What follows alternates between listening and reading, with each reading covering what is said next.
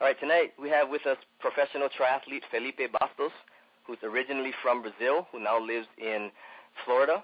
And Felipe has 44 career overall wins in triathlons. Felipe, thank you for joining us tonight. Thanks, Craig. Good to be here. So tell me, when you first heard about Oxygen for Energy, what caught your attention and what made you want to try it? At first, I didn't know a whole lot about it, and I did a little bit of research, and I understood at the time it wasn't still legalized by WADA, the World Anti-Doping Association. But at the beginning of 2010, it was made available to all athletes. It was free to use. So I decided to give it a try, and I've been with the product ever since because it's made a tremendous difference in my training and racing. Okay, so from a training perspective, what kind of differences has it made for you? It's made training overall a lot easier for me. Recovery's been made faster, and my intervals are harder and faster as well. So from a training perspective, are you using it only for interval training and for recovery, or are you using it in different ways? Because there's going to be a lot of triathletes listening to this call, and they're going to want to know where they could use this product to benefit them.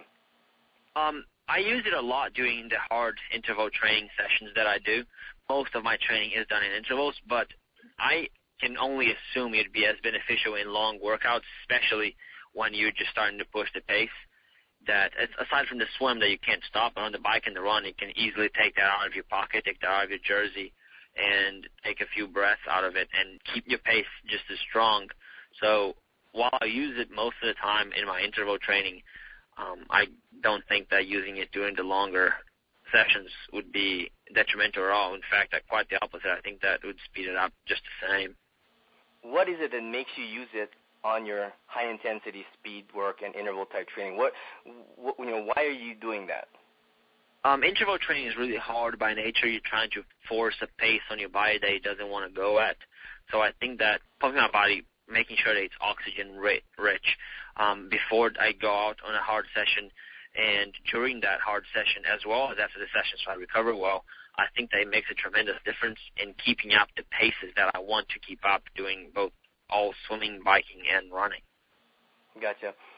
Yeah, I mean, most of the athletes that I deal with definitely, they tend to use Oxygen for Energy on their higher intensity workouts. It seems to really help them buffer the lactic acid. It allows them to push harder. Like you said, it gives you that endurance to really push through and maintain a very high intensity level. And it seems to me that, when you're able to push your body past the normal limits on a consistent basis, the muscles start to respond. Do you agree with that theory? Absolutely, absolutely. Once you start pushing your body, it gets used to that pace and it starts craving a faster pace. So you can and that's exactly what improving in sport requires. You keep pushing and pushing and pushing.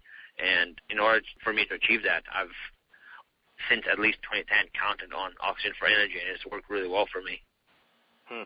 Now let's talk about competition. I know you're predominantly Olympic distance and below in your competitions. How do you use the product in competition?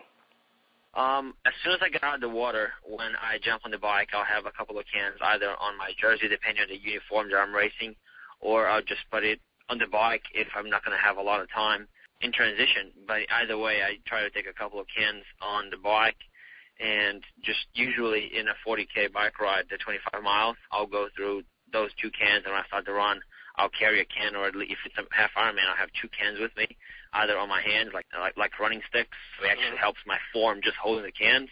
But not in the beginning of the run, probably the first 3 or 4 miles, I'll go through a can.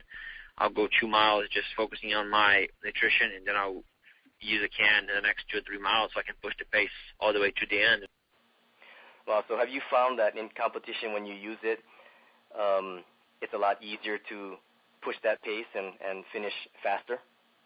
Absolutely. When you're competing, you're always redlining. So anything, even if it's doing 1% or 1.5% of improvement, it's just a huge help. Now, let me ask you about recovery, because a lot of the feedback I've been getting from triathletes specifically is it pretty much cuts their recovery time in half. And I guess after a race, your body is really wrecked for a while. How has your recovery been affected by using Oxygen for Energy? It's definitely made it time it takes for me to recover from those hard efforts, either racing or just hard intervals. It's been cut short by a lot. Do you have less pain, stiffness after, or like how are you I wouldn't getting say that recovery? pain. The biggest problem, at least for me with recovery, has been my respiratory system recovery, making sure that after I do a hard session, I can do another one shortly thereafter. The biggest problem has always been for me making sure that my lungs are recovered, that I can go back on that second interval session and go hard and push my body, and I'll get enough sufficient oxygen with each breath that I take. When I'm tired, it seems like I'm just not getting enough of that, and that's where Oxygen for Energy comes in, and it helps me a lot. That's incredible. So let's talk about altitude training. I know you said you had a altitude 10 and you were sleeping in it. So talk to me about that and how it compares and differs necessarily from what we're trying to accomplish with Oxygen for Energy. They're very different. Altitude training it's a much slower response. In order to get the benefits from altitude training, you need to do it for an extended period of time, several weeks, sometimes several months. You need to start slowly so you can build that up, and you can have your body create more red blood cells. And at first, when you do altitude, you're always going to slow down. There's no one that's going to go to altitude and immediately get faster. It's a delayed response. So if you're using that for racing, you have to wait until you go to an off season and have time to do that. While Oxygen for Energy is something that if you are only a few weeks out from your A race of the year and you want not only improve your training before the race, but during the race as well, you can immediately implement that and you're going to immediately see a benefit. And not to mention that the sleep quality that I had in a tent, it was just compromised by not only taking away the oxygen, but asphyxiating me at night a little bit, but also the heat inside the tent, it just wasn't dissipating enough, and my sleep quality was compromised. Wow. I mean, because basically hypoxic training, which is altitude training, is to help you increase your red blood cell count so that you have more red blood cells, which helps transport more oxygen to the body.